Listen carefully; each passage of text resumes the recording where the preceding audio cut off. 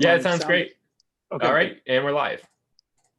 And we are live. Today we have a very special guest, Mr. Glen Scrivener, most recently made famous by his crushing of Matt Dillahunty in the debate on the sociological utility of religion.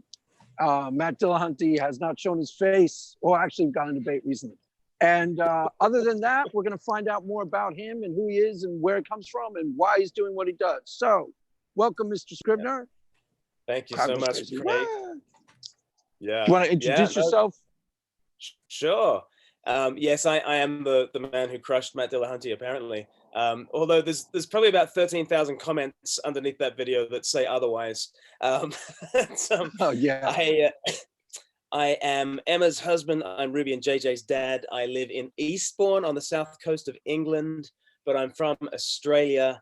And that's why I've got a bit of a half and half accent. I sound like a POM to all the Australians. I sound like a convict to all the English. It's the worst of all worlds. But yeah, love living there. And I'm ordained in the Church of England. But I'm employed by a charity that frees me up to go around lots of different churches and speak about Jesus and maybe make some videos and books and courses and things. And yeah, I love my job and love what I do. Wow, that's cool. So you're English by nationality? Don't you dare say that. How dare you? I am Australian, but most Australians listening in will just think I sound like a total Englishman with a plum in my mouth. And okay, because my Australian passport. My wife's uncle, who she just visited, I was telling you, she visited him last week in Australia. They moved out there in the 70s. I think there was some sort of land grab or land deal for English people. There was some sort of incentive to move to Australia in the 70s if you were English. Yeah, there are lots of different waves of immigration. Yeah. And there's some who are 5-pound POMs and some who are 10-pound POMs who are literally lured out to Australia with the promise of a 5-pound note, and off you go. So yeah, there's been lots of waves of immigration, and yeah, it's an interesting part of the world. Yeah, it seems really cool. I've been to England twice, but she went to Australia for a week, and the only thing I saw were the pictures of the kangaroos on her relatives' front lawn. I couldn't believe it. They're like kangaroos that would show up at night. Yeah. Crazy. Take them out. Yeah. So tell us about your Christian journey in brief. Were you a secular person at one point? You know, I grew up in a church going home, but I think all of us kids at one stage, having uncovered some very serious hypocrisy in our church, we all kind of had our moments of doubt, and I think my sister's moments of doubt are still going. I was also the good kid in youth group, and I just released a video last week called "I Gave My Life to Jesus 1,000 Times." So in that video, I kind of go through this sort of evangelical subculture in which the goal seems to be to give your life to Jesus every week at every least. meeting, right? You do an altar call, all those sorts of things, and the passage of the Bible that really haunted me as a teenager was the Garden of Gethsemane, and you know, there is Jesus. To my understanding, he's giving his life to God in this incredible act of self-surrender. And I remember thinking, what would Jesus do? Jesus would give his life to God in a very melodramatic way. And so I would volunteer to walk the dog every night into like this wooded place, because that's how Jesus did it, in that garden at night. And I would literally press my face into the dirt and say, God, take me, use me, your will be done. And then never felt like God had accepted me. I would race home and I would sort of turn on the bathroom light and try to see if there's a funny light behind my eyes or a funny feeling in my stomach, and never got that. So I figured after about the 1,000th prayer that God didn't want me and I didn't want him. And I went away to university to have as good a time as I could without him.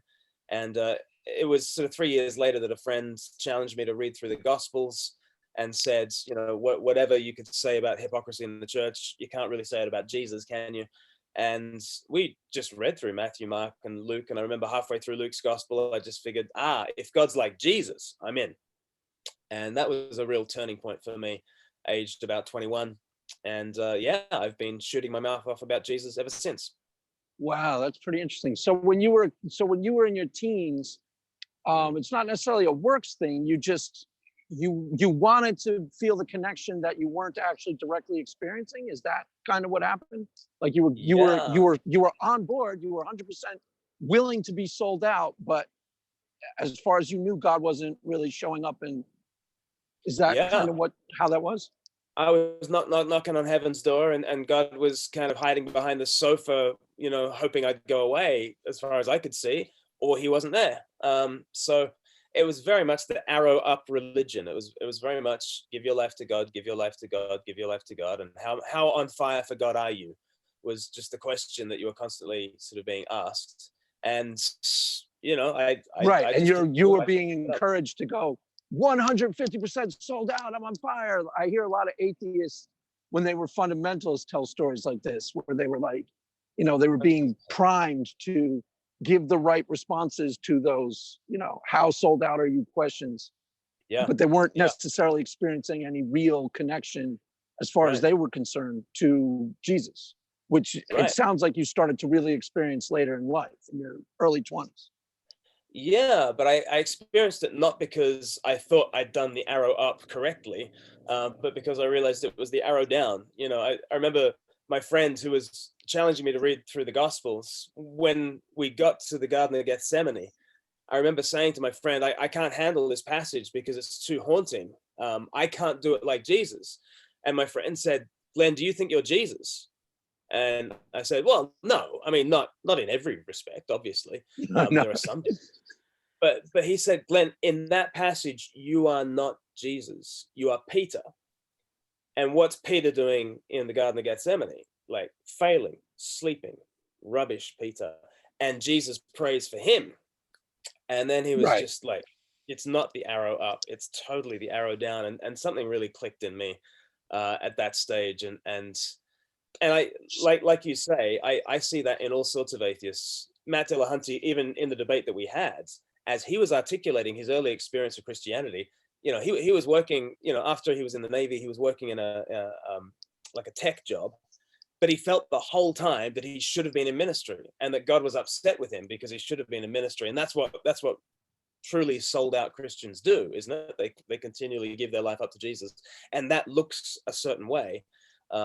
In the settings that he was from. And yeah, I see it in all sorts of atheists. And I could have Yeah, become an atheist, definitely. because Well, there's some fault in the church culture that is putting pressure on people to believe what they haven't necessarily organically experienced and get 100% on board, even if they're not. So there's some pressure to like fake it, don't. And I noticed that with some apologists, even is like they will tell you what they're supposed to believe or what they think they should believe, instead of what they actually really honest to God believe and experience. And they don't really operate from how real it is to them, yeah, to some degree. They operate yeah, from how real it's supposed to be according to the hype. right. I think that made sense, right? Yeah, yeah. And I think it's kind of, they want a release from the law. Okay, here's the law. Here's the pressure of what it means to live up to God and to live up to those standards. And they found one way of finding relief. One way of finding relief is to get rid of God, and then suddenly there's no one up in heaven who's like a closed circuit TV camera watching and waiting to spot your mistake. Um, okay, let's just imagine there's no heaven. Let's just get rid of that, and then suddenly the burden that people feel. And what's fascinating to me is when I hear atheists, especially when they've grown up in very Christian dominated cultures, like in the South of America or something like that, they tell their deconversion story the way the old Puritans used to tell their conversion story. Yeah, that's So a like, great point. That's so really like true. Dan Barker, do you know the freedom from religion Yes, guy? yes. So he tells this story. He was like a youth pastor, and I think he was on a missions trip in Mexico, and he was feeling the pressure of, am I doing this right? And he remembers looking up into the heavens in Mexico, and he could see the stars stretching on forever. And he just realized God's not there. And the incredible relief that he felt was just liberating and life-changing. And what fascinated me about that is it sounds very much like John Bunyan's conversion story, where he was feeling the guilt of the law, and he was walking through a field, and he looked up into the heavens, but he imagined that he heard the words, thy righteousness is in heaven. And when he realized that Jesus Christ was his righteousness in heaven, he felt the weight of the law go off him, and he felt incredibly relieved. And so it's just really interesting. I think one way of getting relief from the law of a particularly, fundamentalist brand of Christianity, one way is to get rid of God. The other way is to realize that Christ is your righteousness, and the demands of the law are met. And that can liberate you in a different way. But yeah, it was just interesting to me that Dillahunty and myself both had this similar upbringing, and both found relief from the law. But I think to exclude God from the heavens is not going to be a great relief. Well, that's an interesting insight that I've actually shared when I've talked to a lot of atheists on my channel, and there does seem to be a hallelujah moment where they're like, phew, I don't have to shoulder this burden anymore of believing what I'm not actually experiencing. And I get that to some degree. They experience, especially if you grow up in a culture where it's constantly propagandizing you that you have to believe things a certain way in order to be one of us, in order to be one of the fold. You have to believe X, X, X, and X, and they're starting to not believe X and X and X. I can totally understand why that would start to become really stressful. Like internally, why that would start to really stress you out. With me, it was much easier because I wasn't raised Christian at all. I mean, nominally Roman Catholic, and I was pretty much raised as a secularist. I wasn't expected to believe anything about Roman Catholicism. My family would have been really surprised if I started adopting any of the beliefs of Christianity in my teens. Right. And when I became a Christian at 29, as a matter of fact, everyone in my immediate family was really surprised. They're like, what? Didn't make any sense to anybody. But that's why it was so much easier for me. There were no sacred cows. I don't even know what the baggage of Christianity actually is. I get it now from hearing it secondhand, but I didn't experience any of it. So I had no agenda as far as that was concerned. Yes. So, but that shaped me as an evangelist in wanting to not just force someone to get their arm up behind their back until they say, okay, Jesus is Lord, fine. I think Jesus is Lord is the greatest sentence known to man. I think, wouldn't it be amazing if Jesus is what God is like? Wouldn't it be amazing if Jesus is actually going to have the final word on this world? Wouldn't it be amazing if Jesus was your personal leader? So that it's the whole Blaise Pascal thing, make good men wish it were true, then show them that it is. And I think until we do that first thing, everyone's going to think we're doing the strong arm tactics and forcing them into this regime in which heaven is basically the closed circuit TV camera. That's a great point. I mean, that's like when you have the Sermon on the Mount, where you have, imagine that is actually God saying, blessed are the merciful, for they shall obtain mercy. Blessed are the meek, for they shall inherit the earth. Imagine that is actually God, that's how God actually perceives reality, that the meek will inherit the earth at the end of all this, and the merciful will be the ones who wind up in the winner's circle. The irony is, and we'll get into this with your debate with Matt Dillahunty, because I'm pretty sure this was you. I sometimes conflate you with Tom Holland, because you both have had debates on the similar topic, and that's a compliment to both of you, actually, because I think your points are excellent and they feed each other. But I think it was you who pointed out that humanism is a kind of Christianity light. I'm pretty sure that was you, right? It was me just ripping off Tom Holland, but yeah. And we're both ripping off Nietzsche, but yeah. Right, because the things that their deepest beliefs are actually, emerged out of Christian moral framing.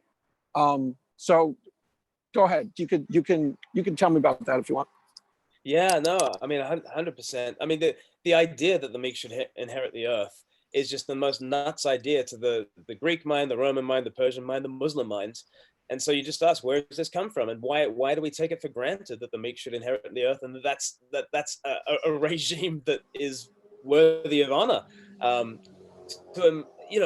to just think of Christianity emerging in the context of the Roman Empire, where everybody is saying strength and honor, and to see that the Christians are coming along saying love and forgiveness, it's the most incredible revolution that the world has ever seen. And it just makes no sense to the classical minds Right. that you would need mercy. So in the Roman world, power, again, I forget if this was you or Tom Holland, but the power of the state, like crucifixion was the embodiment of state power. And it was like, we're the state and what we say goes. And the idea of victim, they were perfectly willing to say, like, yeah, you're the victim. Here's my boot in your face forever. And you understood the power dynamic. It was the state had all the power and you had zero. And Jesus revolutionized that whole relationship to power. Go ahead. Yeah, totally. And it was normal to say, love your friends. But it was also very normal to say, take every opportunity to do your enemy down. So every day, take the opportunity to be kind to your friends, and every day take the opportunity to do your enemies down. And that second half of things just sounds so wrong to our ears. But why does that sound wrong? I mean, that's just Brett Weinstein says, we cooperate in order to compete. Okay, so whatever cooperation is going on, it's me and my friends who are clubbing together, banding together, so that we can outperform the other tribe, So our tribe can dominate. Right. And where on earth do we get the idea that you should love your enemy? My goodness, that's nuts. That's total nuts. But I think it takes the clarity of a Nietzsche to look at Christianity and to start despising it. But Nietzsche despised it for all the reasons that modern secular humanists prize Christianity for and praise it for, even if they don't really know that it's come from Christianity. But he saw it as a slave religion, and it's for women and slaves, and we need more will to power, man. I mean, Nietzsche's right. If without Jesus, Nietzsche's right. And I don't know if you've seen it. I've done an interview with Tom Holland, in which I press him a number of times and say to him, it sounds to me, Tom, like you're saying it's either Jesus or it's the abyss. Because like Tom Holland does kind of press us towards those conclusions. Either like the only thing that is propping up our love for the weak and the marginalized and our desire to why do we say that a society should be judged by the way it treats its weakest members? Why would we say that? That's silly. Like, unless Jesus is Lord, right? Only if you're founding an entire civilization on the crucified God does that make sense. But to the degree that you walk away from the crucified God, you are walking away from all these liberal values that we take for granted. And you're walking towards Nietzsche's will to power. And it is either Jesus or the abyss. And I kept on sort of pressing him. And essentially, you can see the interview, but Tom essentially agrees with that. And I think so he's not a Christian, though. Is my understanding of him? You're a Christian. You guys have you and me. All three of us agree completely on the secular framing, the humanistic framing of Christianity. How Christianity has influenced even the secular people and secular humanism today. But he's not a Christian, right? He's agnostic, or I don't know. What you tell me. He's on a journey. He's on a very interesting journey. What he has said on the record are things like, in almost every way, I am Christian, in terms of the values that he upholds, and he sees that they come from Orthodox Christian beliefs. Right. He's got a lot of interesting people in his life who are pointing him in good directions. He's on a journey. So yeah, he's very interesting. Well, one of the really interesting quotes from that interview he actually brings up is like, given the fact that sort of this liberalism has kind of grown out of Christianity and has like really taken hold, it's almost as if Christianity is now the hereticism or is the heretical view to liberalism, just because liberalism is kind of, it's like this tree out of Christianity that ended up becoming the new Christianity. And now the old Christianity is almost like, say, like Judaism is to Christianity now. Yeah. Which is sort of these waves of reformation that he talks about. You know, obviously the massive wave is Christ crucified, and then the first kind of the first measurement on the Geiger counter or whatever on the seismograph is Paul's letters. And then, you know, you get in the 10th and 11th century, you know, further waves of Reformation. Then you get what we know of as the Reformation. But then he would say, like, the Enlightenment is a further Reformation. So, like think of, for instance, Luther's Reformation. It had grown out of Roman Catholicism, and yet was using the sources to judge the Mother Church. And then, you know, Tom Holland and many others would say, look, the Enlightenment is just going another step further and just saying, where Luther got rid of purgatory and indulgences and praying to the saints, the Enlightenment swept the heavens even more clean. Right. And that is another wave of Reformation, but it was an enlightenment. And where do you get this idea from, of enlightenment? That's a truly biblical Christian idea, and the very idea that we ought to be liberal and updating and that kind of thing. And so I think Tom Holland would say, yeah, that's been the nature of Christianity right from the beginning. Well, even the highest end secular critiques of Christianity adopt the moral framework of Christianity.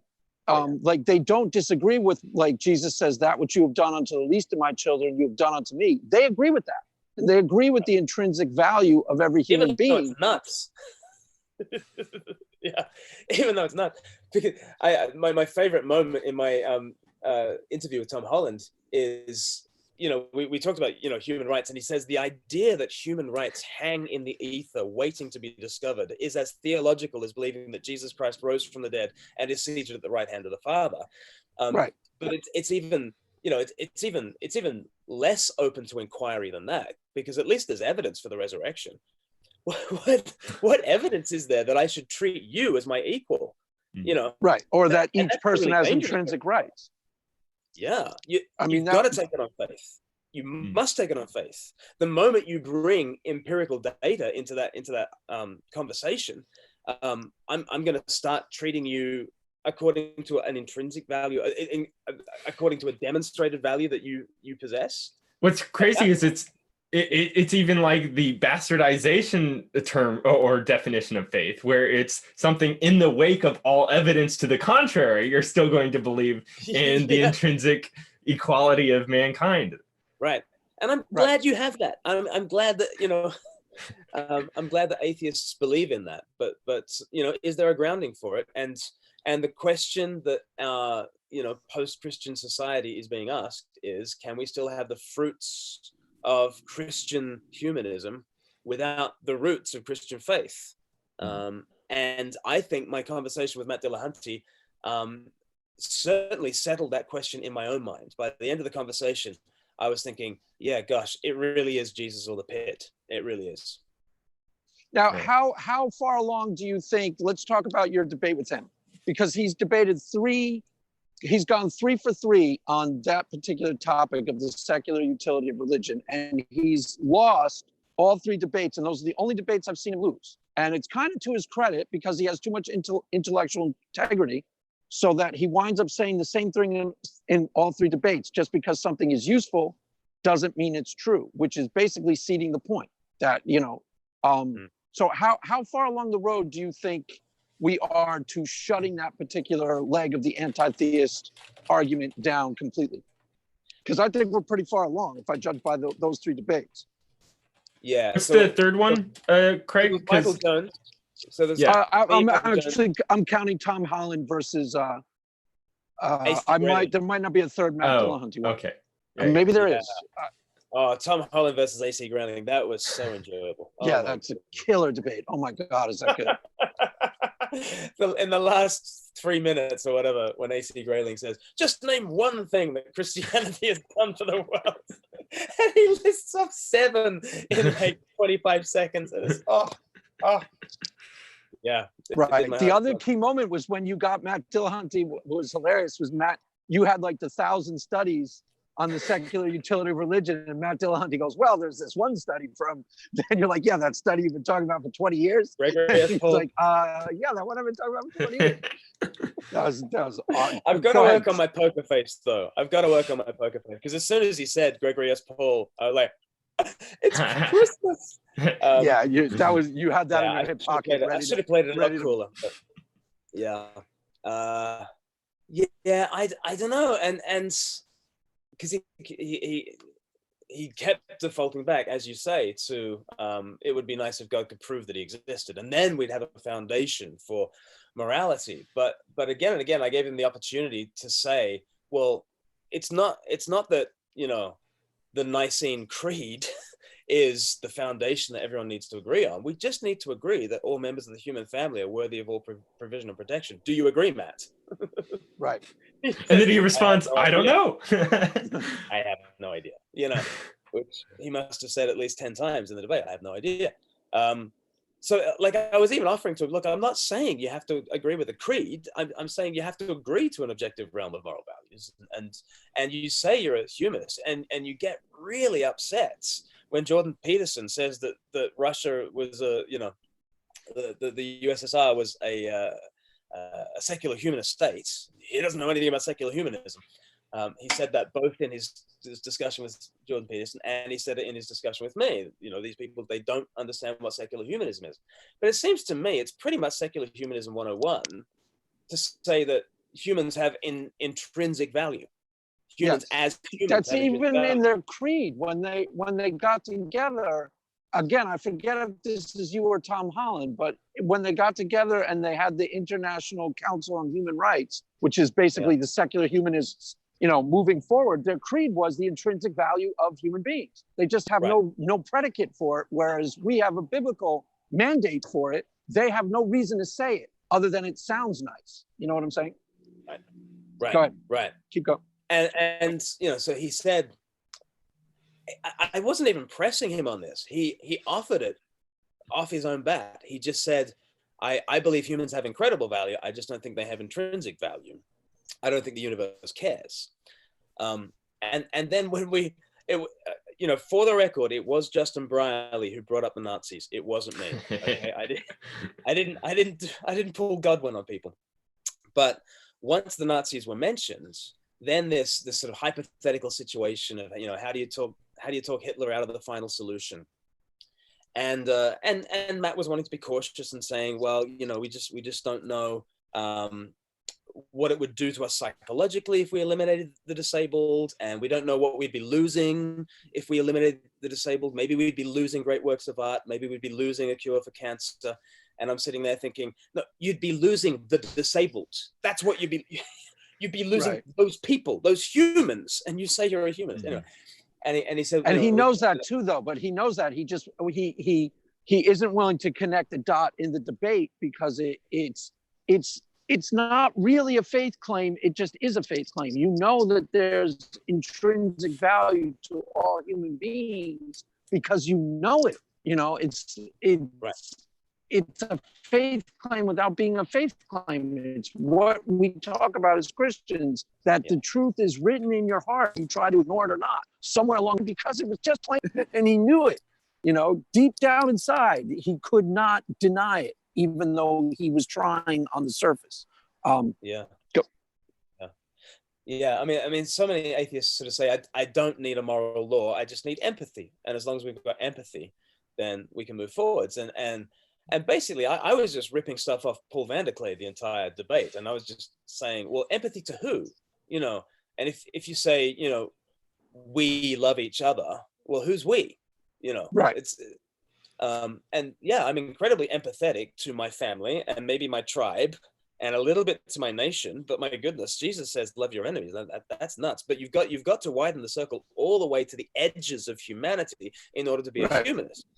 And on what grounds are you going to do that? Especially if you're just a pure Darwinian.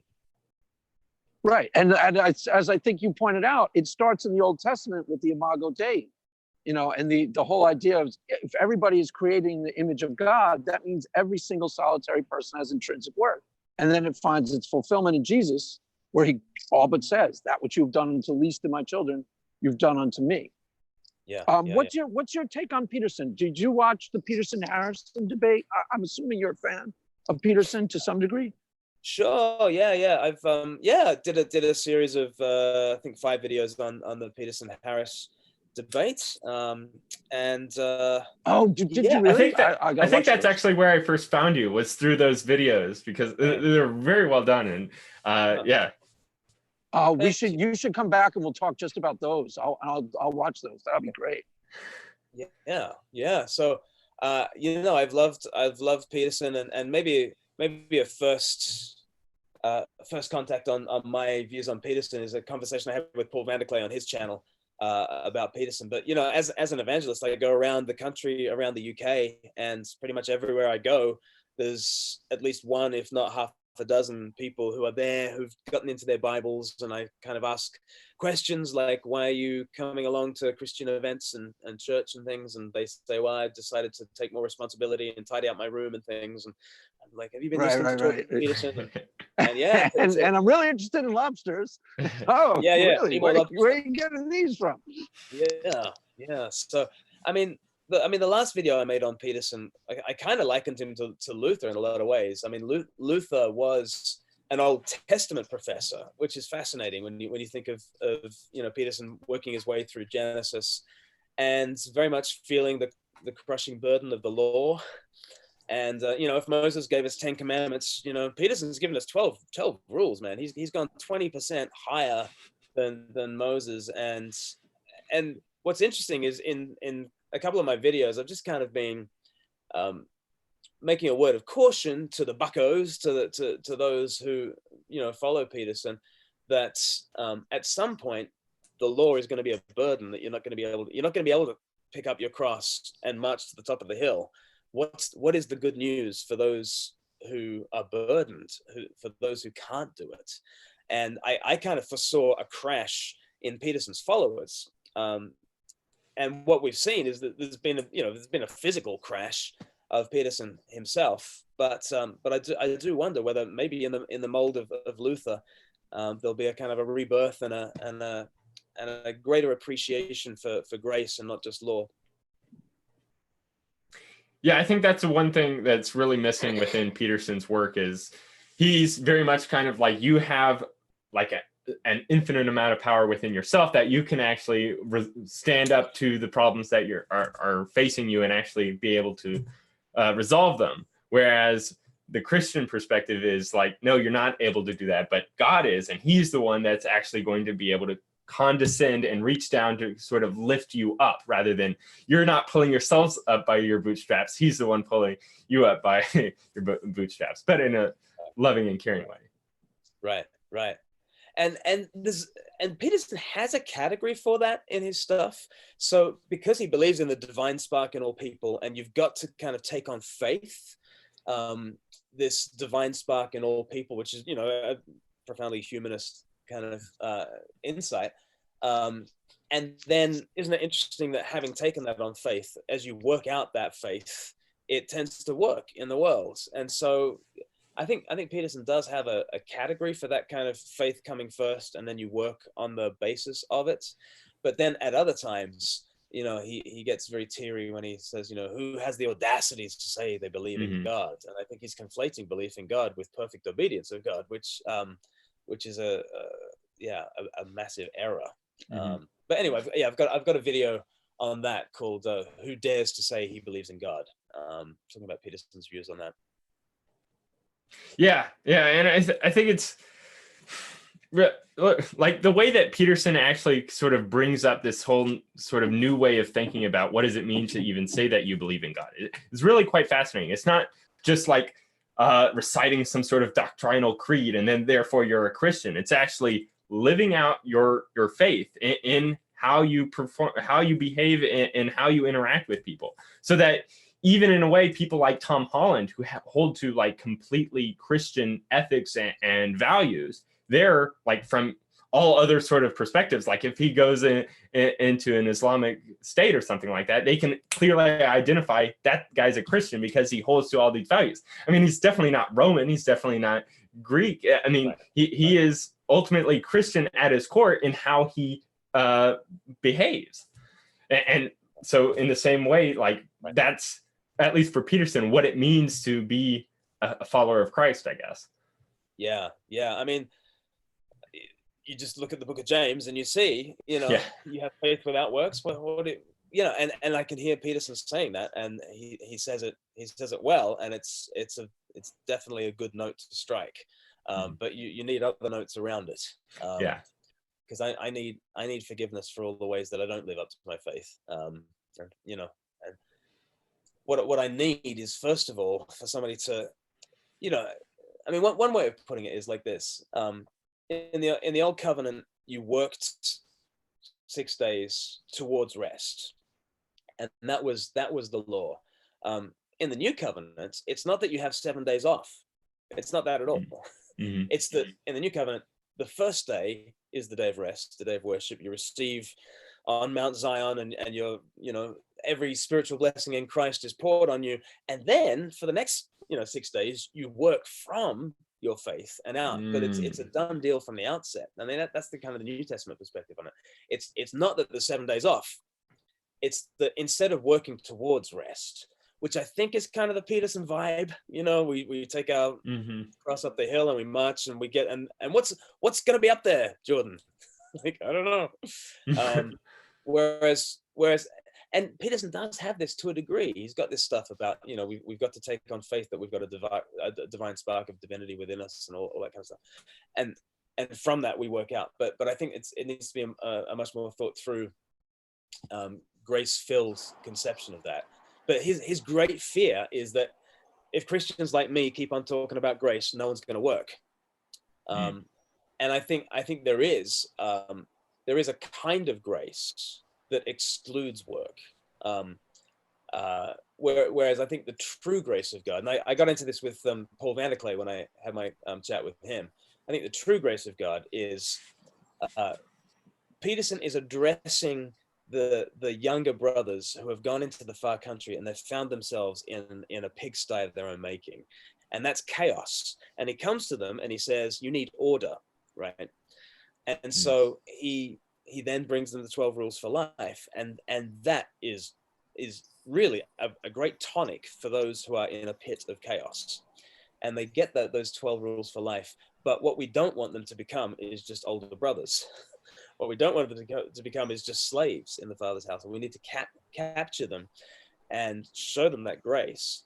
But then the next day, after they've had the party in Luke chapter 15, I love to imagine that the younger brother kind of wakes up with the dad, and the dad says, son, you know, what do you want to do today? And the younger son says, I don't know, Dad, what do you want to do? Let's do it together.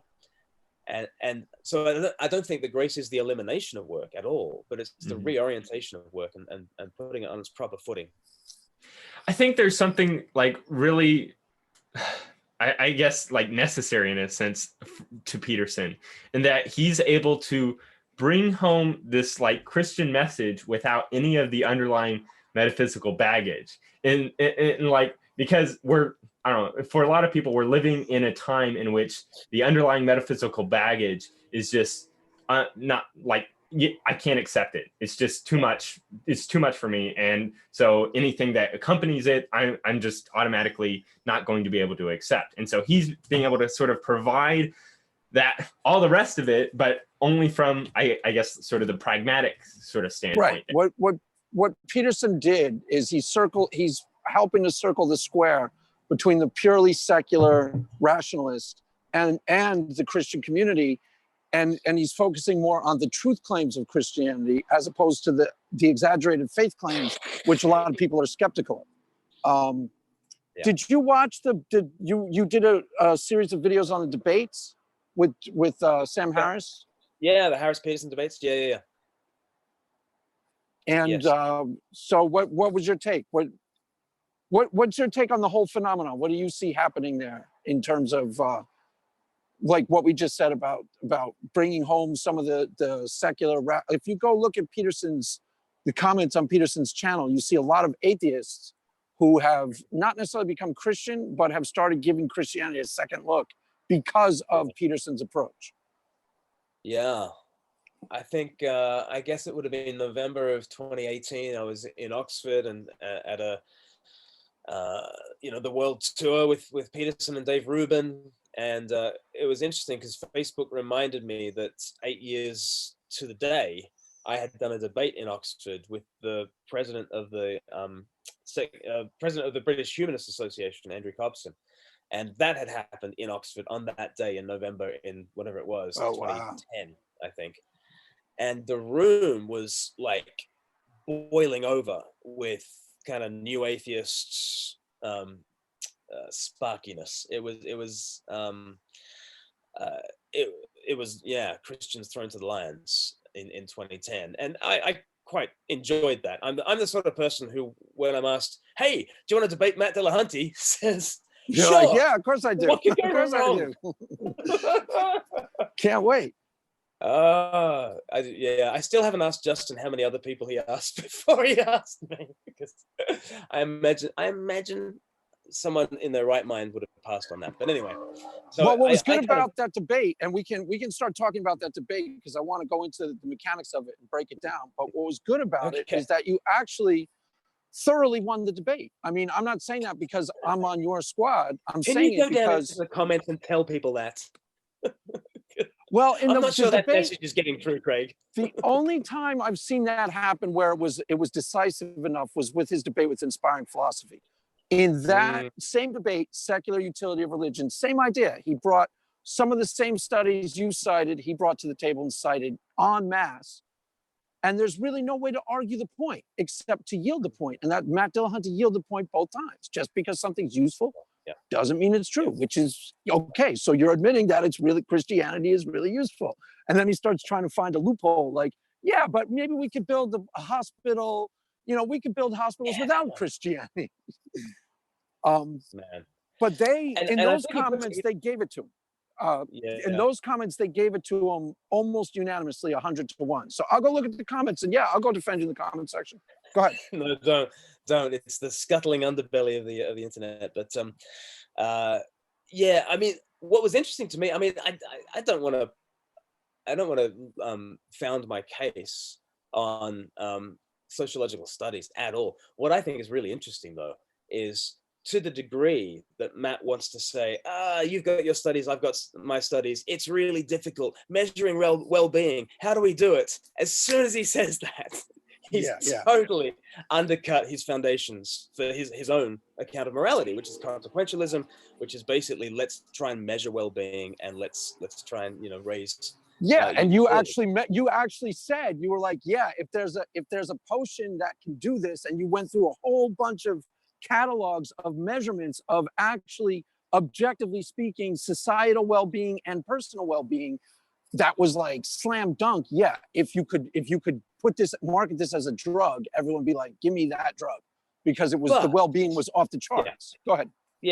But if I was on the other side of those studies, I think I'd be within my rights to say, you've got some studies, I've got some studies. It's very difficult. We've got to sit down and look at the data, which is sort of, what Matt then did to what I was citing. But at that point, he's in big trouble. If and some of these studies, like there was, so in the description box of the debate, Justin's put one of the studies that I've sort of had in mind as I was citing this, and it's a meta-analysis of 3,000 studies that goes back 125 years in terms of where some of the data is coming from. So this is good data. This is solid data. But if we can even have a conversation in which I mention stuff like that, and he brings up Gregory S. Paul, all right, let's park that, and let's now fast forward the debate to when I'm talking to him about talking Hitler out of a genocide, and he says I would sit down with Hitler, and if Hitler thought that eliminating the disabled was going to boost his well-being, I would want to sit down with the studies, and we'd have the symposium, and we'd figure it out, and we'd weigh the data, and hopefully I'd persuade him to my point of view. And you just think, look, if you're not going to be persuaded by data that's backwards looking at 125 years and a meta-analysis of over 3,000 studies, if that's not going to convince you, if you're going to bring up Gregory S. Paul about the past well-being, how on earth are we going to have any kind of conversations about future well-being? Because even if you could convince Hitler that there's 3,000 studies that say eliminating the disabled is wrong, he's going to find a Gregory S. Paul, right? This is what we're like. Yeah, exactly. The exception that proves the rule. That's how there's always going to be a contrarian study or two. And I actually probably think that those studies are more or less accurate. But the sum total of the studies point to the obvious conclusion that Christianity, for whether you believe God is real or not, there's obvious sociological benefits to Christianity, and it's been well documented at this point. Like you said, 120 years of metadata. I mean, you can't really argue with that so much without looking ridiculous, right? There's nowhere to go in the argument. Yeah, and it just does undercut the whole consequences, because Matt's problem and Sam Harris's problem with the moral landscape is, well, there's many problems, but the measurement problem is just catastrophic for their position. So you want to increase well-being across societies. Well, how do you go about measuring well-being? And they say, oh, well, we'll figure that out. This is, but in principle, we should be able to measure well-being, and we should do whatever it is that boosts well-being in a society. But if we can't even be honest about measurements of well-being in the past, there's no hope. There's absolutely no hope of proposing a moral course of action and then saying, let's project into the future what kind of well-being might unfold from this. So on slavery, I mean, Matt loves to bring up slavery, every time. Yeah, he totally does. But so the consequentialist arguments back in the 18th and 19th century, the consequentialist argument was, don't you dare end slavery because it's a conocide. It cost the British government 17 billion pounds in the old money, a debt that the British government was repaying still in 2015. If you want to measure well-being in a way that makes sense to somebody in the 19th century, then you're going to say that slavery is a net gain. You're just going to say that. The only way you could be a consequentialist and get slavery is to somehow predict that, I don't know, maybe emancipation will lead to greater economic gains in the future. But what kind of studies are you going to be able to do?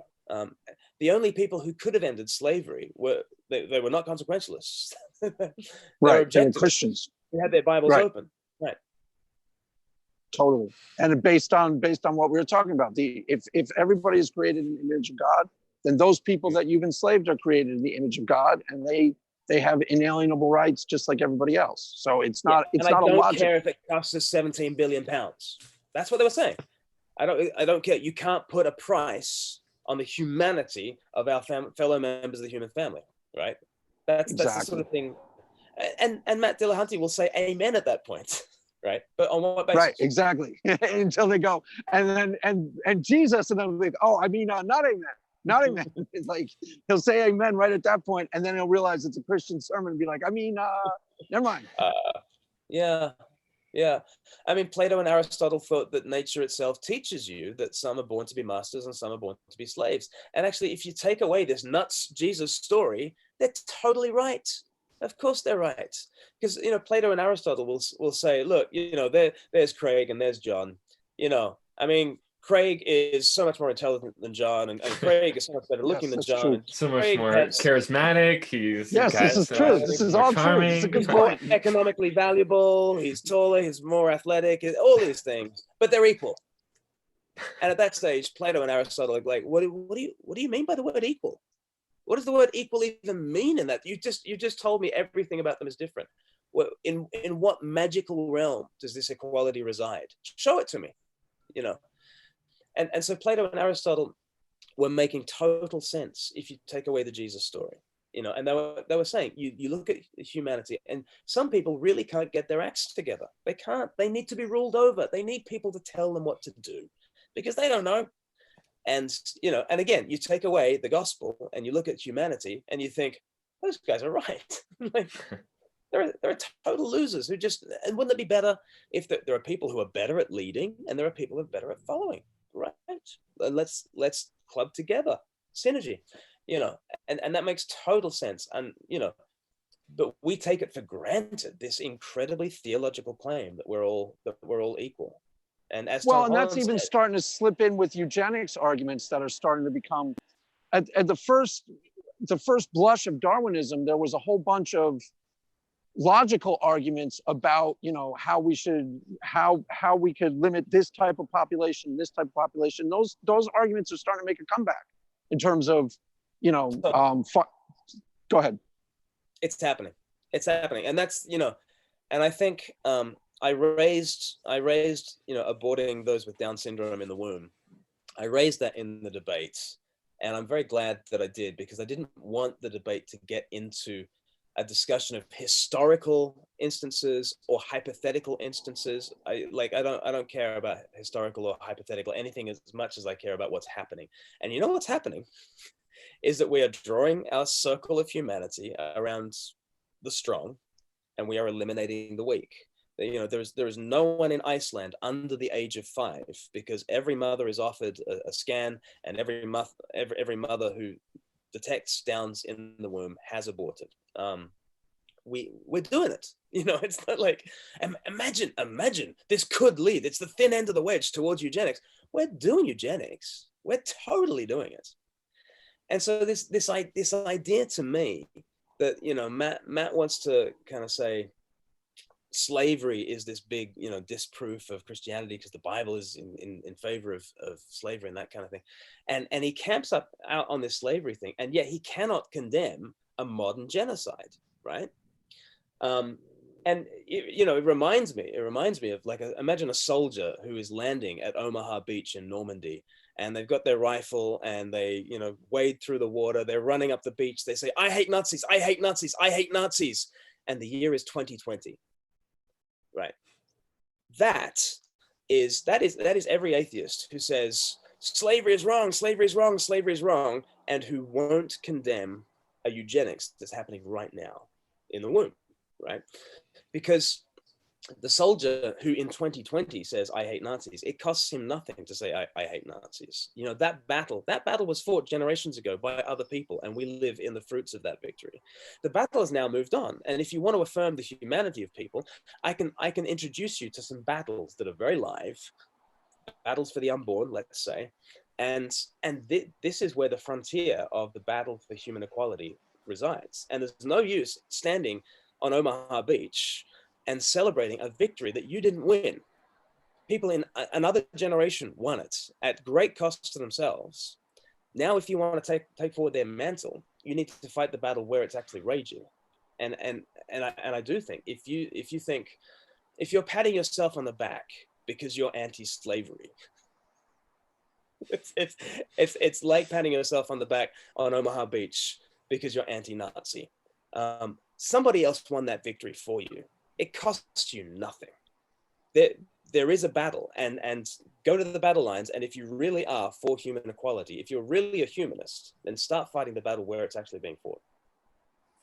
Did you watch any of, I don't even know if there were his analysis of the debates. Normally he does a breakdown of the debates he's in, but I don't remember. If someone can find one, let me know.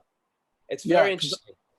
I watched yours on, I think it was your channel. I watched you analyzing the debate, but I don't think I've seen him. Normally I watch his analyses of the debate. Maybe that one he didn't want to for some mysterious reason. I don't feel like analyzing that one. Oh, the third, okay, 3 for 3 is Jordan Peterson. Jordan Peterson, Inspiring Philosophy in You. So he's gone down 3 times on the same subject. Some people will debate whether he in fact won that debate with Jordan Peterson. Some will say he killed him. Some will say that Jordan Peterson really won Matt Dillahunty. Some will say it was even. I think yours was more one-sided in that it was clear-cut and decisive. You brought all the facts to the debate, and he wound up yielding the point 3 times out of 3. Just because something is useful doesn't mean it's true. In other words, the debate's over. Christianity is useful. Anti-theists got to move the goal line now because it's just basically an established fact. The best debater in the atheist community has gone 3 for 3 on that particular, 0 for 3 on that particular subject. So there've got to be others, though. There've got to be other. Yeah, I mean, there are many kinds of atheism, and I know atheists who were horrified the way he sold out humanism. He really does need to return his humanist card. There's got to be a better humanist out there who can take the fight forward. Why did they think he sold out humanism? In the debate with you, he sold out humanism, or just in general? Right. Yeah. Because humans don't have intrinsic. Because he said humans don't have intrinsic value, and he, when I asked him, does every member of the human family have equal rights to provision and protection? He said, I have no idea. Oh, I gotcha. So now, have you debated a humanist who has actually defended the idea that all human beings have intrinsic value? Because that's how my understanding of how most humanists would roll, and that's how kind of I think Sam Harris would roll. That he's like a universalist in terms of his ethics. And have you debated any of them? And how has that gone? Have you kind of pointed out that's borrowed from Christianity, and do they accept that? I did. I mean, I did this debate with Andrew Copson, the British Humanist Association chief exec. Yeah, it was a while back. And does he say that all human beings have intrinsic worth? Yeah, no, he absolutely does. Yeah, and that's. And does he have a way to justify that when you press him that that's borrowed from Christianity? Is my question. Is there anything he brings to the table to defend that? He will bring up examples from classical antiquity of the Greeks saying very nice things about one another, but I do think when you press into those, you see that it's actually just talking about the citizens. It's not anywhere near as universal as people would want it to be. So it's the classical kind of, hey, the West is a rich tapestry and it's not just Christianity. But right, the Greeks invented democracy, and that was the first step of that type of thing. I got you. So it's vaguely. Yeah, well, I know from like Sam Harris, it seems like his grounding for human worth is the fact that humans have the capacity to experience suffering or to experience pleasure. And so anything that has such a capacity, we ought to treat in such a way that hopefully promotes well-being or positive conscious experiences and mitigates negative conscious experiences. Exactly. But that would support Peter Singer more than it would support the Declaration of Human Rights, right? Because Peter Singer would say a grown pig has much more conscious well-being than an unborn child, Mm-hmm. and then and therefore humanism is just speciesism. Right. So there's a very particular way that Christians have drawn the line, and that the West has drawn the circle. We've extended it all the way out to even our enemies, but they're human, and we draw the line around there. And so you could do the Sam Harris thing and just talk about conscious experience, but at that stage, a baboon. There are chimpanzees who have a greater vocabulary than my 2-year-old. Yeah, I've seen those videos. Those are wild. Yeah. So, and at that stage, I think someone like Andrew Copson would say it's one of those kind of brute facts that you've got to take on faith. It is the human family that we draw the circle around, and that's where we've come to, and that's where we'll be. But there's a very good reason why people like Yuval Noah Harari or Peter Singer won't sign declarations of human rights, because they're not humanists, and it's their atheism that says humanism doesn't work. Right. Now, I saw you on Nathan's channel, and it was really interesting. You were giving a philosophical, fairly in-depth explanation of why the scientific revolution itself needed Christianity. And I thought it was really interesting. I don't know if you're ready to just talk about that off the top of your head. Nathan and V are actually in chat right now also. Oh, are they really? What's up, Nathan? Yeah. Nathan's a good guy. Yeah. Hello, Nathan. I had him on my channel, barbecued him. He didn't even know what time it was. It was crazy. Totally destroyed him. But do you remember what I'm talking about? You had a really interesting, fairly in-depth philosophical explanation for why Christianity was the predicate for science, and it couldn't have been Buddhism, it couldn't have been Islam, and it was really pretty elaborate. Well, you've actually got like this short video on your channel, Science Monologue, which is very fun. Oh yeah. I do a children's television presenter thing. Yeah, and I'm gonna have to wrap up early, guys. Just to say, but let me give an answer on this. But I think I do think you need three things. You need laws up above, you need minds in here, and you need a world out there. And you need those three things to triangulate. And I think what you get with Greek civilization, for instance, ancient Greek civilization, is a belief in logos, laws up there, and a belief in mind, nous in here. But you don't have a belief in the world out there that is really empirically open to the senses, that I can test things. And so the route to learning is to go within and to think very deeply about things. And so the Greeks, invented philosophy, and all Western philosophy is the footnotes to Plato and all that stuff. And they were great poets, and they're great playwrights and artists and mathematicians. But in terms of empirical science, no, you don't get that with the Greeks. And then in terms of the ancient Chinese civilizations, incredible technology, because they do believe in a world that's open to the senses. And they do believe in minds in here. And they created incredible technology like printing press and gunpowder and spectacles and all that. But they didn't believe in a unified logos, a unified law by which the whole cosmos operates in regular ways. What you get either on the first page of Genesis or the first page of John's Gospel. Let's do it in the first page of Genesis. Okay, first page of the Bible. Genesis 1 is not a science killer.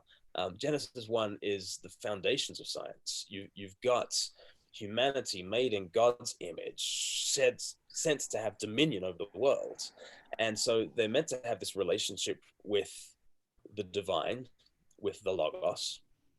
And they are meant to go out into the world and till the soil and all that kind of stuff. And so I think, there's that quote by C.S. Lewis: men became scientific because they expected laws in nature, and they expected laws in nature because they believed in a lawgiver. And I think that is true. But I think that just gives you the Greek thing. That just gives you the law up above and the mind in here.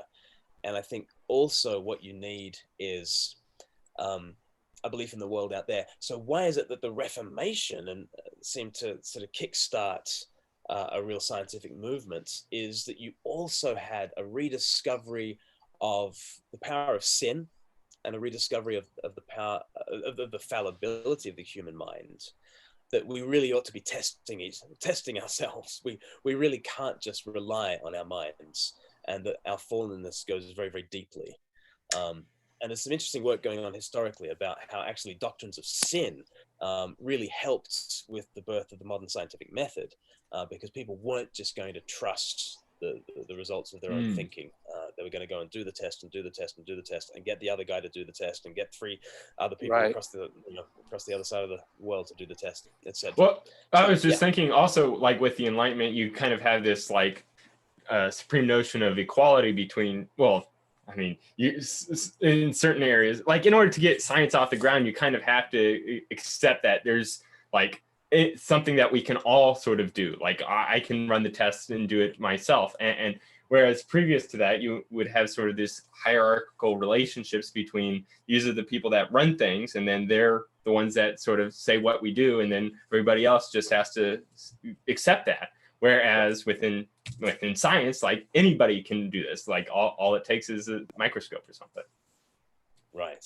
Right. And the whole inversion. Yeah. And so the hero scientist who goes up against the establishment is quite a Christ figure, aren't they? Yeah. When you think about it, to overturn the old paradigm and, and they definitely get crucified for it, but somehow the truth wins out. It's a whole gospel story, isn't it? Yeah. Yeah. Brilliant. Wow.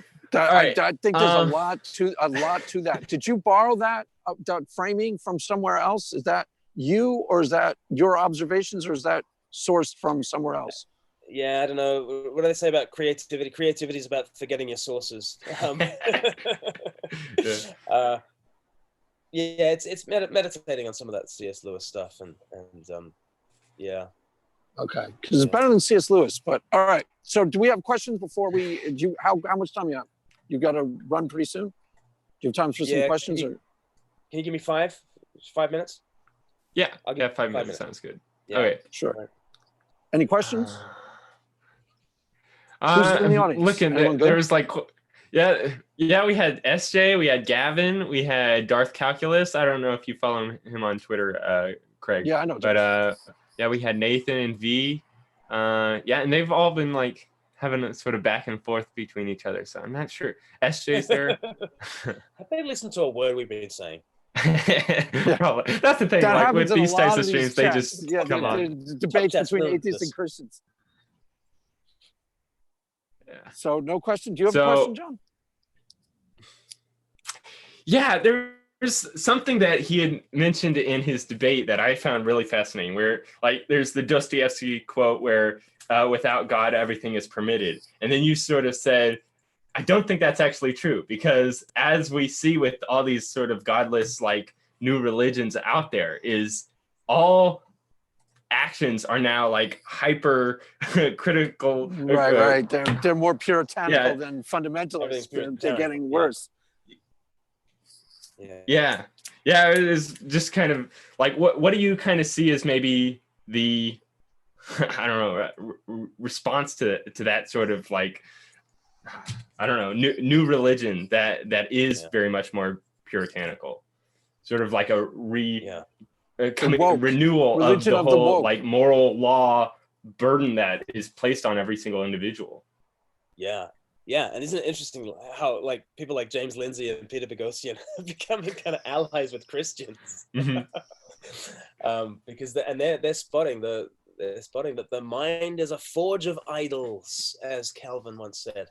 And yeah, we can't be godless, and Christians need to wake up to that as well. I think so often Christians kind of, and I've been sort of church facing and telling Christians this for many years, like don't think that the world is running away from a Christian sexual ethic towards no ethics, because there's just no such thing. The world has a, and there are different, kind of sexual moralities that are out there, but all of them none of them are attempting to be immoral. Like they've just got very different conceptions of morality. And I think, that's just the case across the board. No one is actually just licentious.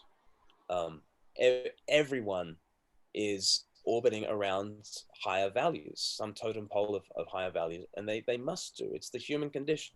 We are inescapably religious. We're inescapably spiritual. We're inescapably moral. And if it won't be Jesus who is Lord, it'll be something else that is Lord. And that other thing won't satisfy you if you get it, and it won't forgive you if you fail it. And one of the really tragic aspects of modern life is that everything is permitted, but nothing is forgiven, ever, right? And so the thin veneer is do whatever you like, but the raging substructure is, if you even think the wrong thing, we will destroy you. Even if you thought the wrong thing in the past, prior to when we had these sorts of puritanical rules. Even if you have thought God help you if you tweeted about it 15 years ago. you can't host a show. You gotta go. Over. Yeah. And so God, that's such a good point. Oh my God, that was such a great point you just made. Go ahead. And just with one more minute, and isn't that interesting that is precisely how Satan is portrayed in the Bible? He's constantly saying to us, sure, do it, whatever, it's cool. And then the minute you sin, it's like the guilt, it's the condemnation, that's the unforgivable sin, you bozo, you've blown it forever. But that's our culture as well. Our culture is in that sense satanic. Don't don't edit me out of context, but in that sense, our culture is satanic, because it's totally like, do whatever you want. But the guilt and the shame and the pitchfork mobs will be at you if you put a foot wrong, It's the human condition, and only the gospel saves, which again is just to bring things full circle, which again is why I don't just want people to have their arms up behind their back and, get them into a corner until they say Jesus is Lord, as though this is just one more power play. I want them to see the grace of the Lord Jesus Christ. I want them to see the forgiveness of God. I want them to know the goodness of the gospel, because suddenly that's liberating, not only from maybe a fundamentalist upbringing in some Texas church, some Baptist church that Matt Dillahunty grew up in. It's not just liberation from that. It's liberation from the Twitchfork mobs. It's liberation from the SJW police. It's the true liberator, because no one else has actually stepped down into our world to take our guilt, to take our condemnation, and to rise up again and offer us forgiveness. No one else has done that. No one else has even come close to offering that. And here comes Jesus. And so, come on home, guys. The waters are fine. That's great. Sold. And give me the tag. Give me the ties when you do, kids. Give me the ties right here. Awesome. Well, I've got to get to bed now. It's church in the morning, people. Church in the morning. Yeah. Thanks so much for joining us, Glenn. This was a really great conversation, and thanks. This was great, Glenn. Thanks everybody in the chat. Sorry we didn't get to go through some of your questions, but it's late for him over there. Sorry, not sorry. Sorry. I'm sorry. Not sorry at all, guys. My fault. My bad. I'm sorry. Questions. Direct all hate to Glenn and his Twitter. Well, Glenn, you're invited back anytime, and I'll watch your your analysis of Sam Harris, Jordan Peterson. I'd be very curious to watch those. I'll definitely do that this week, and then if you want to pop back on and talk about anything, the door is always open. So. Yeah, I left a link to his channel, Speak Life, down below, and he's got a lot of great, real short, really easy to digest videos, as well as longer form stuff as well. So I'd highly recommend you guys all check those out. Awesome. Thanks, John. Thanks, Craig. Thank you.